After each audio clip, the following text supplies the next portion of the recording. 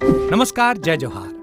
क्या आप भी गवर्नमेंट एग्जाम्स की तैयारी करना चाहते हैं? क्या आप भी मेमोरी टेक्निक्स और ट्रिक्स के जरिए बहुत ही कम समय में स्मार्ट स्टडी करना चाहते हैं? क्या आप चाहते हैं कि सीजी व्यापम टॉपर आपको पढ़ाए? तो डाउनलोड करिए योगेंद्र साहू क्लासेस ऐप। यहाँ 10 से अधिक गवर्नमेंट एग्जाम्स क्रैक करने वाले और सीजी व्यापम टॉप करने वाले योगेंद्र सर सीजीपीएससी और सीजी व्यापम के अंतर्गत होने वाले सभी एग्जाम्स की तैयारी कराएं। तो डाउनलोड करिए Yogendra Sahu classes app to be the best, learn from the best.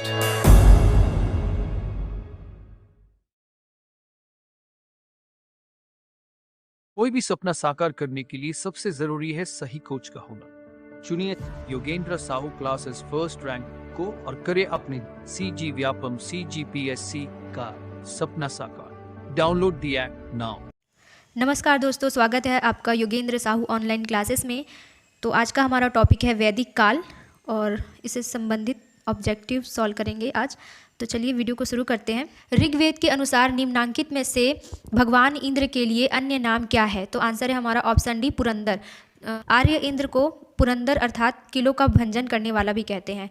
आगे देखते हैं। वर्ण व्यवस्था से संबंधित पुरुष सूक्त मूलतः पाया जाता है। तो आंसर है हमारा ऑप्शन सी, ऋग्वेद में। सबसे प्राचीन वेद जो है ऋग्वेद है। तो इसके 10वें मंडल में पुरुष सूक्त में पहली बार वर्ण शब्द का उल्लेख किया गया है।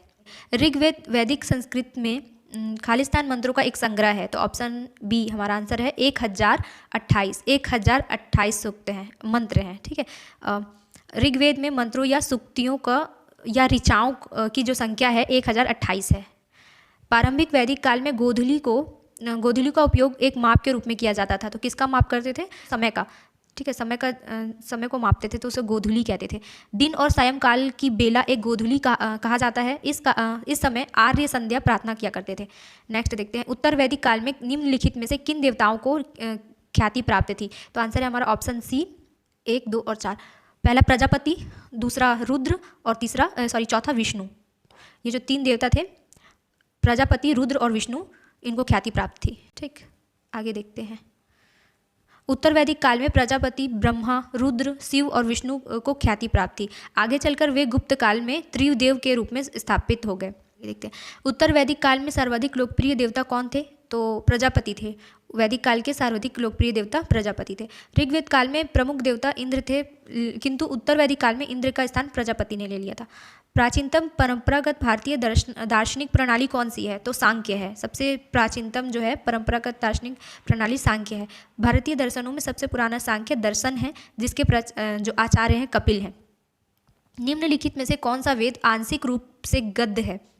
तो यजुर्वेद। ठीक, यजुर्वेद के कुछ भाग गद्य में है। नेक्स्ट देखते हैं। किस प्रारंभिक वैदिक देव को दुर्गों का विनाशक माना जाता था? तो आंसर है हमारा ऑप्शन डी, इंद्र। ऋग्वेद में इंद्र को पुरंदर कहा गया है, जिसका अर्थ किला भंजक। ठीक। उपनिषद निम्न नाम से जाना जाता था? वेदांत। ठीक, उपनिषद को वेदांत भी कहा जाता था। मतलब नाम से ही पता चल रहा है, वेदांत, वेदों का अंतिम भाग। ठीक। ऋग्वेद में गायत्री मंत्र के रचयिता कौन थे? तो गायत्री मंत्र के रचयिता विश्वामित्र थे।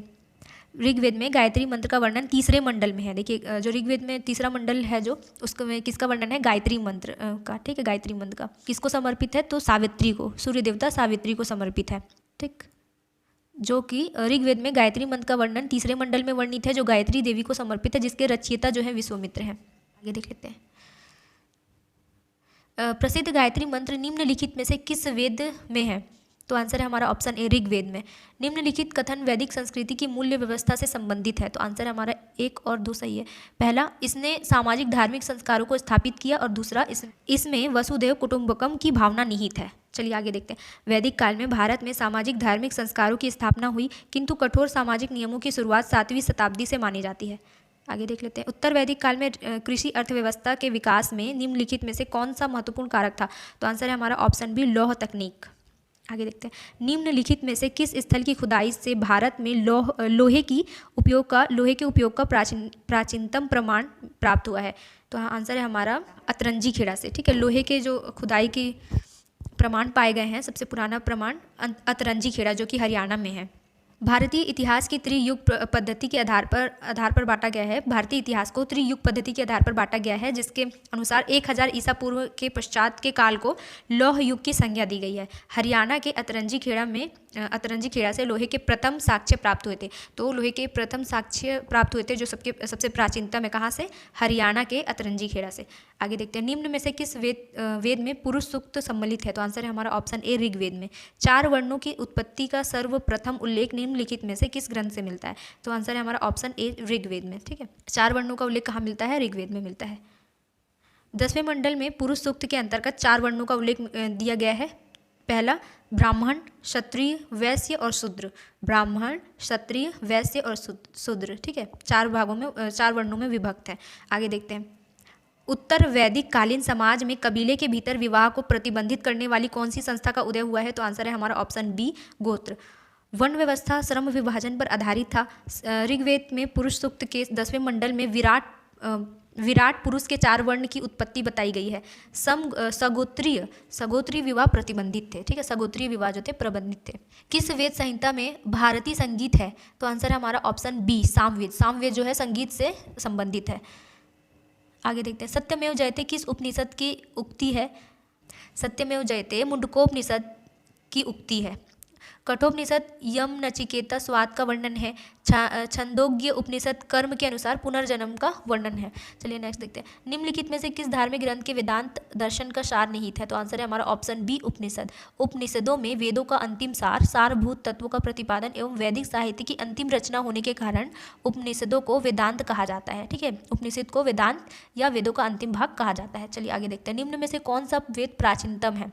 तो सबसे पुराना वेद कौन सा है? ऋग्वेद है। सबसे पुराना ऋग्वेद है और नवीनतम वेद जो है अथर्ववेद। चलिए आगे देखते हैं, भगवान कृष्ण के मित्र कौन है?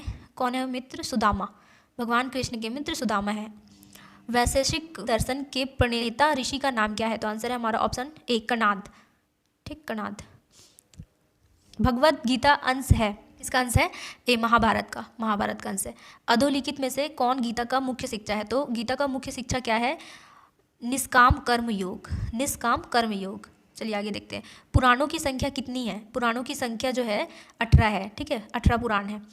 लोमहर्ष और उनके पुत्र उग्रश्रवा द्वारा 18 पुराणों की रचना की गई है, जिसमें सबसे प्राचीन मत्स्य पुराण है। सबसे पुराना जो पुराण है ना, मत्स्य पुराण है, जिसमें किसका वर्णन है? सातवाहन वंश और शक वंश। शक वंश और सातवाहन वंश का ना मत्स्य पुराण में वर्णन है, जो कि सबसे प्राचीन है। और विष्णु पुराण में मौर्य वंश का और वायु पुराण में गुप्त वंश का वर्णन है। चलिए आगे देख लेते हैं, अधोलिखित में से कौन सा एक चरवाक के अनुसार सर्वोच्च मूल्य है? तो आंसर है हमारा ऑप्शन सी, काम। चरवाक एकमात्र नास्तिक भारतीय दर्शन है जिसके अनुसार जीवन का चरम लक्ष्य काम है तथा अर्थ उसकी प्राप्ति का साधन है। आगे देखते हैं, निम्नलिखित में से कौन सा वैदिक विज्ञान वर्तमान समय काफ़ी प्रशंसनीय है और पुनर्जीवित किया गया है? तो आंसर है हमारा गणित। प्रसिद्ध गायत्री मंत्र निम्नलिखित में से किस वेद में संकलित है? तो आंसर है ऋग्वेद में। ठीक है, गायत्री मंत्र ऋग्वेद में संकलित है, जिसके रचयिता विश्वामित्र है। कौन है इसके रचयिता? विश्वामित्र। किस उपनिषद का शाब्दिक अर्थ सफ़ेद घोड़ा है? तो आंसर है हमारा श्वेताश्वर। देखिए ऑप्शन में आंसर नहीं दिया हुआ है, इसका सही आंसर जो है श्वेताश्वर है। ठीक है, श्वेताश्वर। इसके बारे में पढ़ लेते हैं। उपनिषद को वैदिक साहित्य का अंतिम भाग माना जाता है, इसलिए इसे वेदांत या वेदों का अंतिम भाग भी कहा जाता है। उपनिषद का नाम और इसके प्रावधान निम्न है। पहला, कठोपनिषद यम नचिकेता स्वाद। छांदोग्य उपनिषद पुनर्जन्म पर जोर। और श्वेताश्वर उपनिषद का शाब्दिक अर्थ होता है सफ़ेद घोड़ा। ठीक है, सफ़ेद घोड़ा। निम्न में से किसे भारतीय परमाणुवाद का जनक कहा जाता है? तो आंसर है हमारा महर्षि कर्णाद को। परमाणुवाद का जनक महर्षि कर्णाद को कहते हैं। भारतीय वैशेषिक दर्शन में सर्वप्रथम परमाणविक स्वरूप का उल्लेख जिसके रचनाकार महर्षि कर्णाद है। देखते हैं आगे, भारतीय संस्कृत में निम्न में से किसे अनंग कहा गया है? तो किसे कहा गया है? काम को। निम्नलिखित में से किस उपनिषद में वाजपेय यज्ञ की क्रियाओं के संबंध में उल्लेख किया गया है? तो आंसर है हमारा बृहदारण्यक उपनिषद। चलिए आगे देखते हैं, निम्नलिखित में से कौन सा एक अष्टांग योग का अंश नहीं है? तो आंसर है हमारा ऑप्शन ए, मनुस्मृति। मनुस्मृति नहीं है, अष्टांग योग का अंश कौन सा नहीं है? मनुस्मृति नहीं है। नेक्स्ट, निम्नलिखित में से किस उपनिषद में पुनर्जन्म के सिद्धांत का प्रतिपादन किया गया है? तो आंसर है हमारा ऑप्शन ए, बृहदारण्यक और छांदोग्य। नेक्स्ट देखते हैं, निम्नलिखित में से किस पुराण में भक्ति दर्शन को सारभूत किया गया है? तो आंसर है हमारा ऑप्शन ए, भागवत पुराण में। आगे देख लेते हैं, प्रारंभिक वैदिक संस्कृति में इनमें से किसे सृष्टि का निर्माणकर्ता माना गया है? तो आंसर है हमारा ऑप्शन ए, हिरण्यगर्भ को वैदिक संस्कृति में सृष्टि का निर्माणकर्ता हिरण्यगर्भ को माना गया है। आगे देख लेते हैं, उत्तर वैदिक काल में राजा के निम्नलिखित अधिकारी थे? पुरोहित, सेनानी और ग्रामणी। ठीक है, राजा के अधिकारी कौन थे? पुरोहित, सेनानी और ग्रामणी। आगे देखते हैं, पुरोहित, सेनानी और ग्रामणी वैदिक कालीन अधिकारी हैं, जबकि रज्जुक जो है मौर्यकालीन अधिकारी है। ठीक है, रज्जुक जो है मौर्यकालीन अधिकारी है। आगे देखते हैं, निम्नलिखित में से किसके विरुद्ध 10 कबीलों के शासकों ने वैदिक काल में 10 राग युद्ध लड़ा था? तो कौन से किसके विरुद्ध लड़ा था? सुदास। आंसर है हमारा सुदास। ठीक है, ऋग्वैदिक काल में ऋग्वेद के 7वें मंडल में, और इसका जो वर्णन है ऋग्वेद के 7वें मंडल में है। ठीक है, 10 राग युद्ध का इसका अर्थ क्या है? देखिए, 10 राग युद्ध अर्थात 10 राजाओं के मध्य युद्ध का वर्णन है, जो परुष्णी नदी, जो वर्तमान में रावी नदी है। ठीक है, रावी नदी का प्राचीन नाम क्या था? परुष्णी नदी, उसके तट पर लड़ा गया था। ठीक है, अर्थात वर्तमान में रावी नदी के तट पर हरयूपिया नामक स्थान पर लड़ा गया था। इसमें एक पक्ष भरत जन के राजा सुदास, जिनके पुरोहित वशिष्ठ थे, जबकि दूसरे तरफ 10 जन, 5 आर्य और 5 अनार्य, जिसके पुरोहित जो थे विश्वामित्र थे, इनके मध्य युद्ध हुआ था, और जिसमें सुदास विजयी रहा था। ठीक है, अर्थात ऋग्वैदिक काल में सबसे प्रतापी राजा कौन थे? सुदास थे। ठीक है, सुदास। आगे देखते हैं, वैदिक काल में पणि किसे कहते थे? व्यापारी को कहते थे। पणि किसको कहते थे वैदिक काल में? जो व्यापारी होते थे ना, उसे पणि कहते थे। चलिए आगे देखते हैं, रावी नदी का वैदिक नाम क्या था? तो रावी नदी का वैदिक नाम था परुष्णी। वैदिक नदी कुंभा का स्थान कहाँ निर्धारित होना चाहिए? तो आंसर है हमारा ऑप्शन ए, अफगानिस्तान। चलिए आगे देख लेते हैं इसके बारे में थोड़ा सा। ऋग्वेद में 25 नदियों का वर्णन है, जिसमें से सप्त संध्यों के अतिरिक्त शेष नदियाँ अफगानिस्तान में बहती हैं। ऋग्वेद में 25 नदियों का वर्णन है, जिसमें सप्त संध्यों के अतिरिक्त जितनी भी नदियाँ हैं अफगानिस्तान में बहती हैं। ठीक है, चलिए आगे देख लेते हैं, निम्नलिखित में से कौन सा कथन वैदिक संस्कृति के संबंध में सत्य है? तो आंसर है हमारा ऑप्शन डी, वैदिक संस्कृति के यज्ञों का महत्व। वैदिक संस्कृति ने यज्ञों को महत्व दिया। कौन सा सत्य है? तो वैदिक संस्कृति ने यज्ञों को महत्व दिया। आगे देख लेते हैं, न्याय दर्शन का लेखक था? तो न्याय दर्शन का लेखक कौन था? ए, गौतम। न्याय दर्शन के लेखक गौतम थे। न्याय दर्शन के लेखक महर्षि अक्षपद गौतम है। यह मत तर्क एवं विश्लेषण पर आधारित है। निम्नलिखित 4 वेदों में से किस एक जादुई माया और वशीकरण का वर्णन है? तो आंसर है हमारा ऑप्शन सी, अथर्ववेद में। अथर्ववेद में जादुई माया, वशीकरण एवं तंत्र मंत्र, यजुर्वेद में पूजन विधि आदि का, तथा सामवेद संगीत की जानकारी दी गई है। देखिए, अथर्ववेद जो है इसमें वशीकरण से संबंधित है, यजुर्वेद पाठ पूजा और यज्ञ से संबंधित है, और सामवेद जो है हमारा संगीत से संबंधित है। आगे देख लेते हैं, गायत्री मंत्र के नाम से प्रसिद्ध मंत्र किस ग्रंथ से मिलता है? गायत्री मंत्र के नाम से प्रसिद्ध मंत्र हमें मिलता है ऋग्वेद से। ठीक है, आंसर है हमारा ऋग्वेद। गायत्री मंत्र के नाम से प्रसिद्ध मंत्र सर्वप्रथम ऋग्वेद से में मिलता है। वह सूर्य देवता सावित्री को समर्पित है। गायत्री के 3 पद भी बतलाए हैं। गायत्री के 3 पद भी बतलाए गए हैं। इस मंत्र के रचयिता विश्वामित्र हैं। ठीक है, कौन है इसके रचयिता? विश्वामित्र। रामायण के रचयिता कौन है? तो रामायण के रचयिता वाल्मीकि हैं, और रामचरितमानस तुलसीदास हैं, और श्रीमद् भागवत के रचयिता वेद व्यास, और भवभूति के मालती माधव। आगे देखते हैं, भागवत धर्म का प्रधान ग्रंथ निम्न में से कौन था? तो आंसर हमारा श्रीमद् भगवत गीता। भगवत धर्म का प्रधान ग्रंथ श्रीमद् भगवत गीता है। ठीक, निम्न में से किसे ऋग्वेद में युद्ध देवता समझा जाता है? तो हमारा आंसर है ऑप्शन बी, इंद्र। ठीक है, इंद्र को समझा जाता था। त्रयी नाम है, तो आंसर है हमारा 3 वेदों का। इसका मतलब क्या है? 3 वेदों का। देखिए, ऋग्वेद, यजुर्वेद और सामवेद को मिलाकर वेद त्रयी बनते हैं। ठीक है, इसे वेद त्रयी या त्रयी कहते हैं। सिर्फ जैसे कि 4 वेद है ना, ऋग्वेद, यजुर्वेद, सामवेद और अथर्ववेद, तो अथर्ववेद को छोड़कर बाकी जो 3 है, ऋग्वेद, यजुर्वेद और सामवेद, इन तीनों को मिलाकर वेद त्रयी बनता है। तो वेद त्रयी में कौन शामिल नहीं है? तो हमारा आंसर है अथर्ववेद। अथर्ववेद वेद त्रयी में शामिल नहीं है। चलिए आगे देख लेते हैं,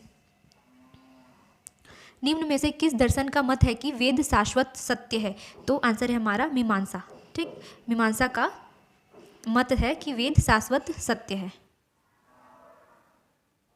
चलिए आगे देख लेते हैं, अध्यात्म ज्ञान के विषय में नचिकेता और यम का संवाद किस उपनिषद में प्राप्त होता है? तो आंसर है हमारा ऑप्शन सी, कठोपनिषद में। कठोपनिषद में जन्म मरण संबंधी यम और नचिकेता का संवाद उल्लेखित है, जिसमें यम ने यह उपदेश दिया है कि इस आत्मा का कभी ना जन्म होता है और ना ही इस आत्मा की मृत्यु होती है। यह अजन्मा, निसत्य और शाश्वत है। चलिए आगे देखते हैं, उपनिषदों की मुख्य विषय क्या है? उपनिषदों का मुख्य विषय दर्शन है। ठीक, दर्शन, आंसर हमारा दर्शन। उपनिषद का अर्थ शिष्य द्वारा ज्ञान की प्राप्ति हेतु गुरु के समीप बैठना। इसकी रचना उत्तर वैदिक काल में हुआ और इसे वेदांत या वेदों का अंतिम भाग कहा जाता है। कुल उपनिषदों की संख्या जो है 108 है। याद रखिएगा, उपनिषदों की संख्या कितनी है? 108 है, 108 है। ठीक है, जिसमें से मुंडकोपनिषद में से भारत का आदर्श वाक्य सत्यमेव जयते लिया गया है। सत्यमेव जयते कहाँ से लिया गया है? तो मुंडकोपनिषद से। ठीक है, और जबालोपनिषद में चारों धाम का वर्णन मिलता है तथा छांदोग्य उपनिषद में कर्म के आधार पर पुनर्जन्म का वर्णन है। ठीक है, चलिए आगे देख लेते हैं। आर्य शब्द इंगित करता है, आर्य शब्द इंगित करता है, तो आंसर हमारा डी, श्रेष्ठ वंश को। आर्य एक संस्कृत भाषा है जिसका अर्थ होता है श्रेष्ठ, कुलीन, अभिजात, उत्कृष्ट। ठीक, आगे देखते हैं। आरंभिक वैदिक साहित्य में सर्वाधिक वर्णित नदी है, तो वैदिक साहित्य में सबसे ज़्यादा बार जिसका वर्णन है कौन सी नदी है? सिंधु नदी। तो जो सिंधु नदी है ना, इसका अधिक बार वर्णन हुआ है वैदिक साहित्य में। और सबसे प्रमुख नदी अगर पूछ लेगा तो सरस्वती नदी है। ठीक है, सरस्वती नदी। चलिए इसके बारे में पढ़ लेते हैं। ऋग्वेद काल में सबसे अधिक वर्णित नदी सिंधु नदी है। ऋग्वेद काल में सबसे प्रमुख नदी सरस्वती नदी है। ठीक, और ऋग्वेद में गंगा का जो है एक बार सिर्फ वर्णन हुआ है, एक ही बार, और यमुना नदी का उल्लेख 3 बार हुआ है। चलिए आगे देख लेते हैं। वैदिक नदी अस्किनी की पहचान निम्नांकित नदियों में से किस एक के साथ की जाती है? तो किसके साथ की जाती है? चिनाब नदी के साथ। चलिए आगे देख लेते हैं। सप्त सैंधव प्रदेश से आशय 7 नदियों से है, जिसका प्राचीन नाम एवं वर्तमान नाम इस प्रकार है। सिंधु नदी का प्राचीन हिरण्य नदी, रावी नदी का प्राचीन नाम पुरुषनी नदी, सतलज नदी का प्राचीन नाम सतुर्दी नदी और सरस्वती नदी का प्राचीन नाम है घग्गर नदी। और झेलम को वितस्तता, झेलम का प्राचीन नाम क्या है? वितस्तता। और चिनाब नदी का प्राचीन नाम अश्किनी और व्यास नदी का जो प्राचीन नाम था विपासा। चलिए नेक्स्ट, निम्नलिखित में से कौन सी प्रथा चतुष्टय वेदोत्तर काल में प्रचलित हुई? तो आंसर है हमारा ऑप्शन सी, ब्रह्मचर्य, गृहस्थाश्रम, गृहस्थ आश्रम और वानप्रस्थ और संन्यास। मनुष्य के जीवन को 4 आश्रमों में बांटा गया है, जिसमें फर्स्ट जो है ब्रह्मचर्य आश्रम, दूसरा गृहस्थ आश्रम, तीसरा वानप्रस्थ आश्रम और चौथा जो है संन्यास आश्रम। प्रत्येक आश्रम में मनुष्य श्रम पूर्वक विभिन्न आश्रमों के कार्य को संपन्न करता है। चलिए नेक्स्ट देख लेते हैं। निम्नलिखित में से किस एक वैदिक साहित्य में मोक्ष की चर्चा मिलती है? तो मोक्ष की चर्चा कहाँ मिलती है? उपनिषद में मिलती है। ठीक है, उपनिषद में। निम्नलिखित में से कौन सी वह ब्रह्मवादिनी थी जिसने कुछ वेद मंत्रों की रचना की थी? तो आंसर है हमारा लोपामुद्रा। वैदिक साहित्य में कुछ महिलाएं रचयिता भी थीं जिन्हें विदुषी कहते थे। देखिए, जो महिलाएं होती थी, जो रचयिता होती थी, ज्ञानी होती थी, तो उसे विदुषी कहते थे, विदुषी महिलाएं। ठीक, विदुषी महिलाएं, जिनमें लोपामुद्रा, घोषा, अपाला, सची पोलमी, कशावृत्ति, विश्वारा आदि प्रमुख थी। आगे देख लेते हैं। ऋग्वैदिक काल में निष्क शब्द का प्रयोग एक आभूषण के लिए होता था, किंतु परवर्ती काल में उसका प्रयोग अर्थ में हुआ, तो सिक्का। आंसर हमारा सिक्का। वैदिक काल में निष्क एक सोने का हार था। वैदिक काल में निष्क एक सोने का हार था, जो कालांतर में उत्तर वैदिक काल में सोने के सिक्के से प्रचलित हो गया। ऋग्वैदिक काल में निष्क गले का हार था। ऋग्वैदिक काल में क्या था? निष्क गले का हार था। ऋग्वैदिक काल में निष्क किस अंग का आभूषण था? तो आंसर है हमारा गले का। ठीक है, हार था सोने का, मतलब निष्क का मतलब सोने का हार। तो किसका आभूषण है? हार कहाँ पहनते हैं? गले में पहनते हैं। चलिए आगे।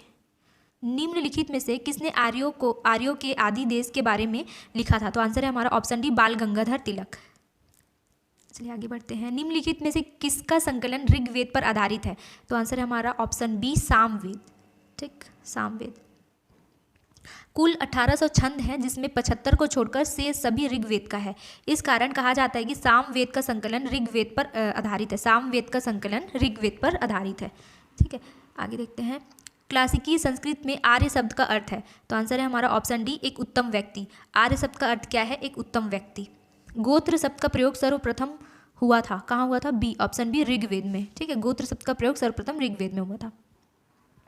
गोत्र शब्द का प्रयोग गोत्र शब्द का प्रयोग ऋग्वैदिक काल में ऋग्वेद में हुआ, जबकि गोत्र व्यवस्था का प्रारंभ कब हुआ था? उत्तर वैदिक काल से माना जाता है, ठीक है, जिसमें समगोत्री विवाह वर्जित था, समगोत्री विवाह वर्जित था। यज्ञ संबंधी विधि विधानों का पता चलता है यजुर्वेद से, ठीक है, यजुर्वेद जो है यज्ञ से, पूजा पाठ से संबंधित है। चलिए, यज्ञ संबंधी विधि विधानों का पता यजुर्वेद से मिलता है, ठीक। यजुस का अर्थ होता है यज्ञ होता है, यजुस का अर्थ होता है यज्ञ। यह वेद गद्य और पद्य दोनों भाषा में लिखा है, और इसके पढ़ने वालों को क्या बोलते हैं? पुरोहित या अध्वर्यु कहते हैं, पुरोहित या अध्वर्यु कहते हैं, और इसके उपवेद को धनुर्वेद कहते हैं। चलिए आगे देखते हैं। निम्न में से किस नदी को ऋग्वेद में मातेतमा, देवीतमा एवं नदीतमा संबोधित किया गया है? तो आंसर है हमारा ऑप्शन बी, सरस्वती को। ऋग्वैदिक काल में सबसे महत्वपूर्ण नदी सरस्वती थी, जिनको मातेतमा सबसे अच्छी माँ, देवीतमा सबसे अच्छी देवी एवं नदीतमा सबसे अच्छी नदी कहा गया है। जनजाति का नाम बताइए जो ऋग्वैदिक आर्यों के पंजयन से संबंधित नहीं है, तो आंसर है हमारा किकट, ठीक है। ऋग्वैदिक आर्यों में पंचजनों में यदु, दुम्हु, पुरु, अनु और तुर्वस आदि आते हैं, किकट इनसे संबंधित नहीं है। चलिए आगे बढ़ते हैं। ऋग्वेद का कौन सा मंडल पूर्णतः सोम को समर्पित है? तो कौन सा मंडल सोम को समर्पित है? तो 9वां मंडल, ठीक है, 9वां मंडल। 7वां मंडल में क्या था हमारा? दशराग युद्ध था, ठीक है, दशराग युद्ध था 7वें मंडल में, और 10वें मंडल में पुरुष सूक्त, ठीक, पुरुष सूक्त था। ऋग्वेद में कुल 10 मंडल है, जिसमें तीसरा मंडल जो है गायत्री मंत्र, तीसरे मंडल में गायत्री मंत्र तथा 7वें मंडल में दशराग युद्ध, और 9वें मंडल में वनस्पति देवता सोम को समर्पित है, और 10वें मंडल में पुरुष सूक्त के सर्वप्रथम शूद्र जाति का उल्लेख किया गया है। आगे देखते हैं। ऋग्वेद संहिता का 9वां मंडल पूर्णतः किसको समर्पित है? तो आंसर है हमारा ऑप्शन डी, सोम और इस पेय पर नामाकृत देवता। चलिए आगे देखते हैं। प्राचीन काल में आर्यों के जीविकोपार्जन का मुख्य साधन था, क्या था? शिकार, ठीक है। प्रारंभिक जो उनके जीविकोपार्जन का मुख्य साधन शिकार था। प्रारंभ में आर्य खाना बदोश एवं अस्थायी जीवन जीते थे, जिससे उनका मुख्य जीविकोपार्जन शिकार था। अर्थात ऋग्वैदिक काल में प्रारंभिक व्यवसाय पशुपालन एवं दूसरा व्यवसाय कृषि था।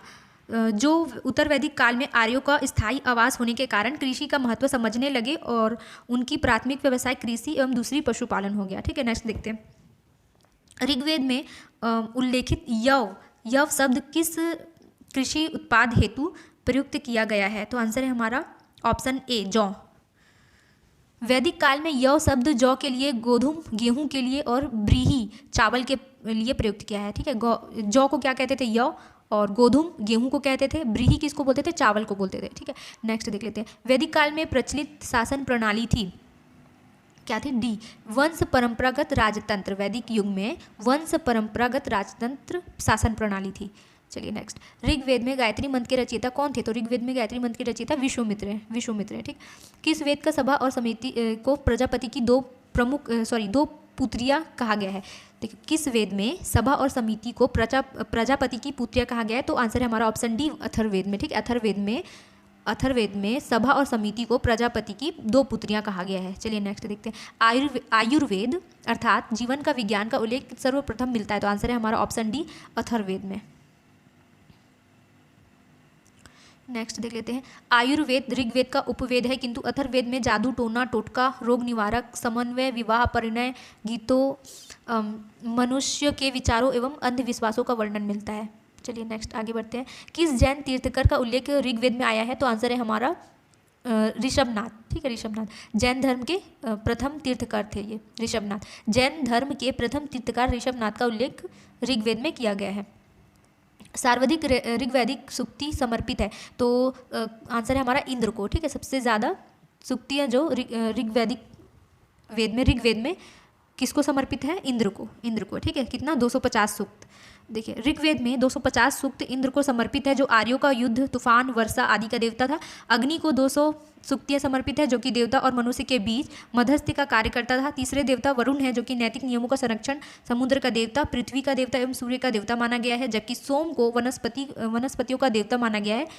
पूषण ऋग्वैदिक काल में पशुओं का देवता पूषण था, किंतु उत्तर वैदिक काल में शूद्रों के देवता हो गए। चलिए नेक्स्ट देखते हैं। 800 से 600 ईसा पूर्व का काल किस युग से जुड़ा हुआ है? तो आंसर है हमारा ऑप्शन ए ब्राह्मण युग। ठीक है, ब्राह्मण युग 800 से 600 ईसा पूर्व काल ब्राह्मण युग से जुड़ा है, जबकि 7वीं से 6वीं ईसा पूर्व से लेकर 3री ईसा पूर्व तक का समय जो है सूत्र काल कहा जाता है, जबकि 2वीं शताब्दी ईसा पूर्व को रामायण काल तथा 2वीं एवं 3री शताब्दी को महाभारत काल कहा जाता है। चलिए नेक्स्ट देख लेते हैं। श्रीमद् भगवद गीता मौलिक रूप से किस भाषा में लिखी गई है? तो आंसर है हमारा ऑप्शन ए संस्कृत में। श्रीमद् भगवद गीता संस्कृत में लिखी गई है। आगे देखते हैं। हिंदू पौराणिक कथा के अनुसार समुद्र मंथन किस सर्प ने रस्सी के रूप में स्वयं को प्रस्तुत किया था? तो आंसर है हमारा वासुकी। हिंदू पौराणिक कथा के अनुसार समुद्र मंथन हेतु मद्रांचल पर्वत को एक रस्सी के रूप में सर्पों के राजा वासुकी का प्रयोग किया गया था, तथा इसमें विष्णु के कूर्म अवतार अर्थात कछुआ रूप धारण कर मद्रांचल पर्वत को अपने ऊपर रखा।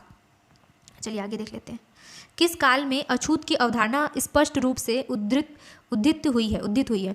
तो आंसर है हमारा ऑप्शन डी धर्मशास्त्र के समय में। नेक्स्ट देखते हैं। ऋग्वेद की मूल लिपि क्या थी? तो ऋग्वेद की मूल लिपि थी ब्राह्मी। ठीक, ऋग्वेद की रचना की मूल लिपि ब्राह्मी थी और भाषा संस्कृत था। अवेस्ता और ऋग्वेद में समानता है। अवेस्ता किस क्षेत्र से संबंधित है? तो आंसर है हमारा ऑप्शन बी ईरान से। अवेस्ता किससे संबंधित है? ईरान से। ठीक, वैदिक काल में किस जानवर को अघन्य माना जाता है? देखिए अघन्य का मतलब होता है ना मारे जाने योग्य। ठीक है, ना मारे जाने योग्य, तो गाय। आंसर है हमारा ऑप्शन सी गाय। वैदिक काल में गाय को अघन्य माना जाता है। अघन्य का अर्थ होता है ना मारे जाने योग्य। इस समय धनवान तथा निर्धारण अघन्य अर्थात गायों की संख्या से होता था। नेक्स्ट देखते हैं। जीविकोपार्जन हेतु वेदांग पढ़ाने वाले अध्यापक को क्या कहा जाता था? तो आंसर है हमारा उपाध्याय कहा जाता था। वेदांग पढ़ाने वाले अध्यापक को उपाध्याय कहा जाता था। निम्नलिखित में से वेदांग नहीं है। देखिए वेदांग कौन सा नहीं है? निषक्त जो है वेदांग नहीं है। शिक्षा, कल्प और ज्योतिष ये वेदांग है। शिक्षा, कल्प और ज्योतिष वेदांग है, लेकिन निषक्त वेदांग नहीं है। चलिए आगे देखते हैं। निम्न कथनों पर विचार कीजिए। तो इसमें से कौन सा सही कथन है देखना है। तो आंसर है हमारा ऑप्शन ए केवल एक। ऋग्वैदिक कालीन प्रशासन कबीलाई ढांचे पर आधारित था। ऋग्वैदिक कालीन प्रशासन जो था कबीलाई ढांचे पर आधारित था। चलिए आगे देखते हैं। रत्नीनों का उल्लेख किस ब्राह्मण ग्रंथ में है? तो आंसर है हमारा ऑप्शन सी सतपथ। ठीक, सतपथ। आगे देख लेते हैं। ऋग्वेद में कृषि शब्द का उल्लेख कितनी बार है? तो आंसर है हमारा ऑप्शन डी 24 बार। चलिए आगे देख लेते हैं। प्राचीन सांख्य दर्शन में किसका महत्वपूर्ण योगदान है? तो आंसर है हमारा ऑप्शन ए कपिल। ठीक है, नेक्स्ट देख लेते हैं। कर्म का सिद्धांत संबंधित है। कर्म का सिद्धांत किससे संबंधित है? मीमांसा। हमारा आंसर है ऑप्शन बी मीमांसा से। मीमांसा वेद के मंत्र ब्राह्मण रूपी पूर्व भाग या कर्मकांड पर आधारित है। नेक्स्ट देख लेते हैं। नव्य न्याय संप्रदाय स्कूल के संस्थापक निम्न में से कौन थे? तो आंसर है हमारा ऑप्शन बी गंगेश। नव्य न्याय संप्रदाय के प्रवर्तक मिथिला के आचार्य गंगेश उपाध्याय को माना जाता है, जिसकी जानकारी गंगेश उपाध्याय के युग प्रवर्तक कृति तत्व चिंतामणि से मिलता है। नेक्स्ट देख लेते हैं। मीमांसा के प्रणेता थे कौन थे? जैमिनी। आंसर है हमारा जैमिनी। ठीक है, पूर्व मीमांसा सूत्रों की रचना 3री शताब्दी ईसा पूर्व में जैमिनी ने किया था, किंतु उत्तर मीमांसा सूत्रों की रचना वादरायण ने की है। चलिए नेक्स्ट देखते हैं। अच्छा, वीडियो को आगे बढ़ाने से पहले मैं आपको बोलना चाहूँगी कि अगर अभी तक आपने हमारे चैनल को सब्सक्राइब नहीं किया है तो चैनल को सब्सक्राइब कर लीजिए। और PDF डाउनलोड करने के लिए ना आप सर का application Yogendra Sahu classes download कर सकते हैं, जिसका लिंक डिस्क्रिप्शन में दे दिया गया है। चलिए वीडियो को आगे बढ़ाते हैं। न्याय दर्शन के प्रवर्तक थे, तो आंसर है हमारा ऑप्शन ए गौतम। ठीक है, निम्नांकित में से कौन प्रस्थान त्रयी में सम्मिलित नहीं है? तो आंसर है हमारा ऑप्शन ए भागवत जो है प्रस्थान त्रयी में सम्मिलित नहीं है। तुम्हारा अधिकार कर्म पर है, फल की प्राप्ति पर नहीं, यह निम्न में से किस ग्रंथ में कहा गया है? तो हमारा आंसर है ऑप्शन सी गीता में कहा गया है तुम्हारा अधिकार कर्म पर है, फल की प्राप्ति पर नहीं। ठीक है, मतलब कर्म करते जाओ और फल की चिंता मत करो। इनमें से किस वैदिक ग्रंथ में पुंसवन से लेकर मृतक दाह तक के सामाजिक रीति रिवाज एवं संस्कार वर्णित किए गए हैं? तो आंसर है हमारा ऑप्शन बी गृहसूत्र में। ठीक है, गृहसूत्र में पुंसवन से लेकर मृतक दाह तक के सामाजिक रीति रिवाज एवं 16 संस्कार वर्णित किए गए हैं।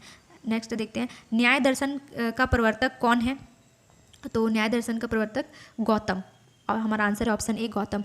न्याय दर्शन के आचार्य गौतम हैं। कपिल सांख्य दर्शन के आचार्य हैं, जबकि शंकर व वल्लभ वेदांत संप्रदायों के आचार्य हैं। नेक्स्ट देखते हैं, अपूर्व का सिद्धांत संबंधित है। तो आंसर है हमारा ऑप्शन डी मीमांसा से। अपूर्व का सिद्धांत मीमांसा से संबंधित है, जिसके अनुसार यह शक्ति क्रिया व फल के मध्य की शक्ति है। नेक्स्ट देख लेते हैं, भारतीय संस्कृति के अंतर्गत ऋत का अर्थ है। तो आंसर है हमारा ऑप्शन ए प्राकृतिक नियम। भारतीय दर्शन में ऋत का आशय प्राकृतिक नियम से है। प्राकृतिक नियमों का संरक्षण वरुण देवता ऋतशय गोप को माना जाता है। चलिए नेक्स्ट देख लेते हैं, सर्वप्रथम स्तूप शब्द कहाँ मिलता है? तो आंसर है हमारा ऑप्शन ए ऋग्वेद से। ठीक है, ऋग्वेद। स्तूप यह संस्कृत और पाली से लिया गया है, जिसका शाब्दिक अर्थ ढेर होता है। इसे बौद्ध प्रार्थना स्थल माना जाता है। गोल टीले का आकार की संरचना होती है, गोल टीले के आकार की संरचना होती है, जिस पर बौद्ध अवशेषों को रखा जाता है। चलिए नेक्स्ट देखते हैं, निम्नलिखित में से अद्वैत वेदांत के अनुसार किसके द्वारा मुक्ति प्राप्त की जा सकती है? तो आंसर है हमारा ऑप्शन ए ज्ञान। प्राचीन भारतीय सभ्यताओं में कर्म कांडों को पूरा करने के लिए निर्देश शामिल किए गए हैं। तो आंसर है हमारा ऑप्शन डी सूत्र के अंतर्गत। नेक्स्ट देख लेते हैं, निम्नलिखित में से कौन सांख्य सिद्धांत नहीं है? तो आंसर है हमारा ऑप्शन ए असत्य कार्यवाद। ठीक, निम्नलिखित में से कौन सा सांख्य सिद्धांत नहीं है? तो असत्य कार्यवाद। सांख्य सिद्धांत सत्य कार्यवाद, पुरुष बहुत्ववाद और विकासवाद। न्याय दर्शन असत्य कार्यवाद। ठीक है, आज के लिए इतना ही, मिलते हैं नेक्स्ट वीडियो में। और अगर आपने चैनल सब्सक्राइब नहीं किया है तो चैनल को सब्सक्राइब कर लीजिए। वीडियो अगर पसंद आई हो तो वीडियो को लाइक कर दीजिएगा। और PDF डाउनलोड करने के लिए आप हमारा एप्लीकेशन, सर का application Yogendra Sahu classes download कर सकते हैं, जिसका